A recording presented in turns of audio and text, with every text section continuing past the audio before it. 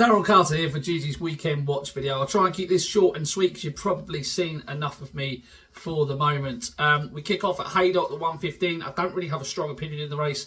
I think Regional is the progressive horse in the field. It was an excellent time at York when he won 23 days ago. It was the fastest time over the 3 days at York, and I think he's very, very progressive. He's 3 for 3 when they've tried to make the running with him. I don't think it was by design at York, but I'm hoping that they keep to those sort of tactics, and he should go very, very close. If you push me for a selection, it would be him over Equilateral, who did very well to finish second behind Dramatised here last time, 14 days ago.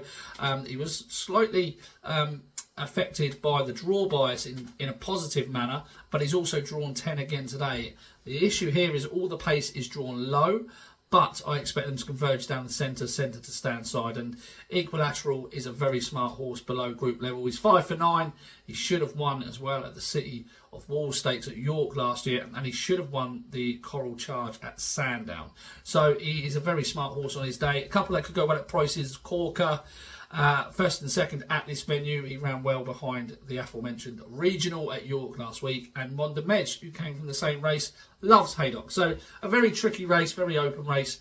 If you push me for a selection, it'd be Regional. The 150 is the race that I've been waiting for, that I'm going to be waiting for this week.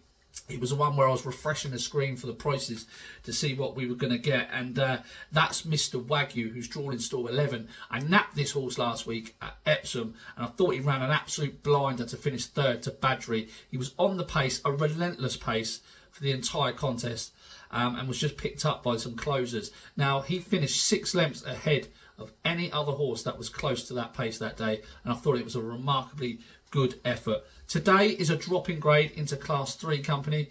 His record below Class 2 level is 4 wins and 3 seconds to his name.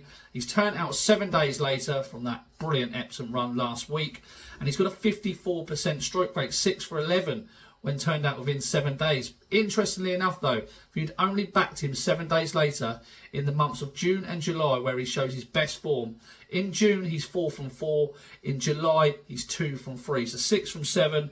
This is his race to be had. He's won at the course, he's drawn well, the ground's perfect. This is surely all about Mr. Wagyu in the 150 at Haydock. He'd be the best bet of the entire weekend, hopefully. The 225, again, no real strong opinion. I thought I'd give a chance to Forza Orta for Kevin Ryan. This horse looked like he was working his way back to form last time when 7th at York. Another one that did the best of those on the pace.